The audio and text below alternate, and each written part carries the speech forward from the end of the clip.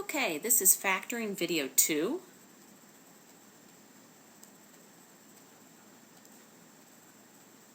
So still section R.5. This video we're going to focus on factoring binomials. And we're going to start with difference of perfect squares.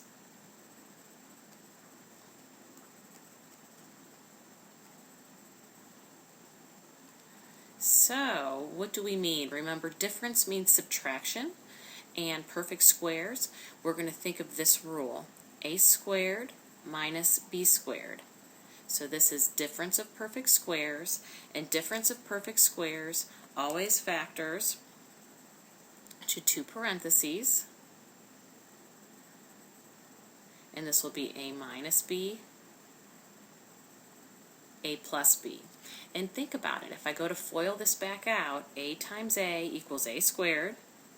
Now inside and outside will make 0, because outside I would have a times b or ab, inside I would have negative ab. So when combined they would cancel each other out or make 0, and then finally negative b times b would give me a minus b squared.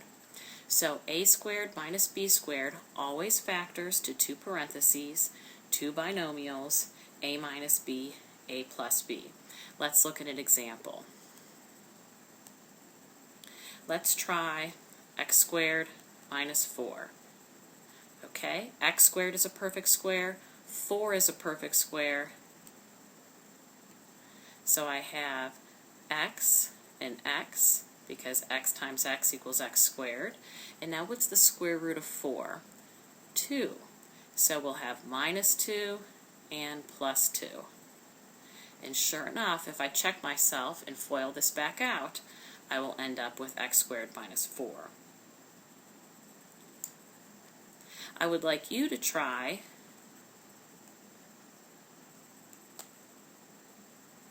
x squared minus y squared, and we'll look at that one together in class.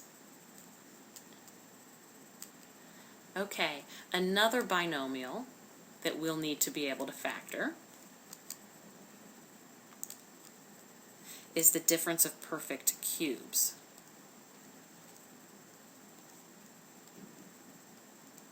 Alright, let's look at the rule for this first. So, in general, we're looking at something like a cubed minus b cubed. Okay, this I always think of, because you will have to memorize this rule, I think of a little parenthesis and a big parenthesis. The result will be a binomial multiplied by a trinomial.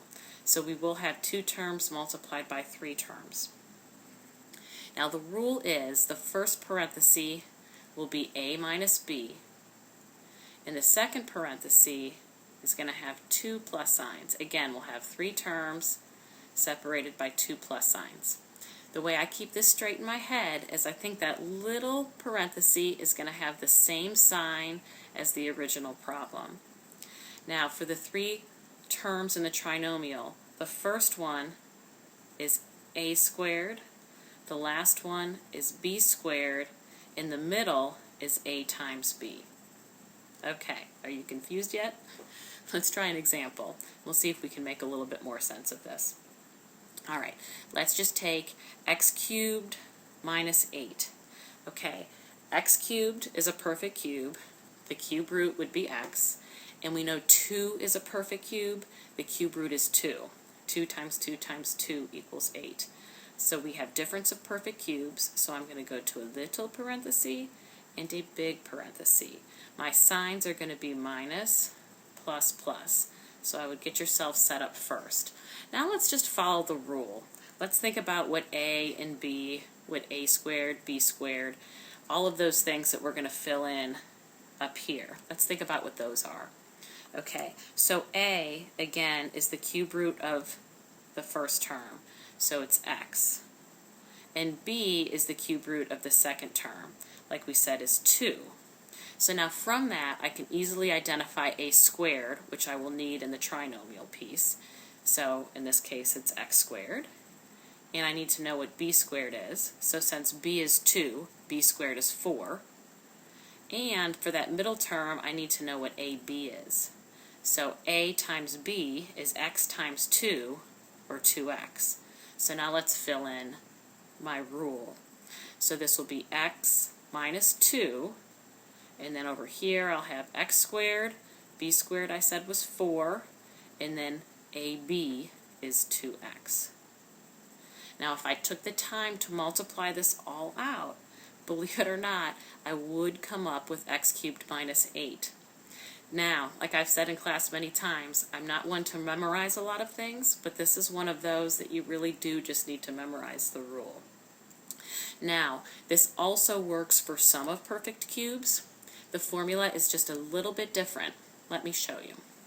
All right, let's start with, let's write down what we're doing. This is sum, so the addition of perfect cubes.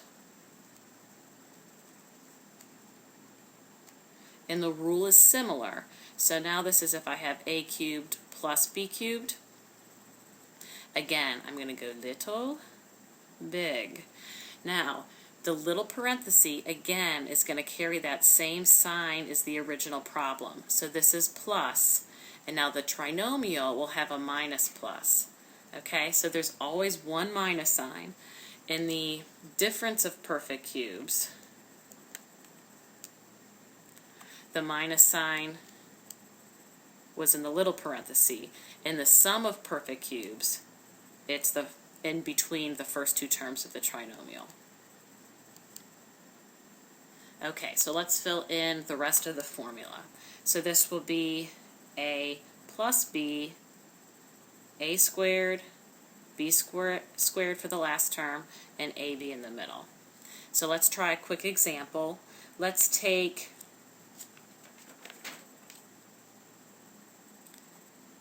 27 x cubed plus 1.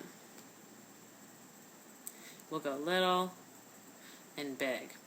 Okay, so let's fill in on my plus, minus plus, and now I think it's easy to go ahead and identify your a, your b, your a squared, your b squared, and your a times b. Okay, so a is going to be the cube root of this whole term. So the cube root of 27 is 3, because 3 times 3 times 3 is 27. The cube root of x is x. So that's 3x. b, cube root of 1 is 1. A squared, now make sure I square this whole thing. So that's 9x squared. 1 squared is 1. And now a times b is 3x times 1, or just 3x.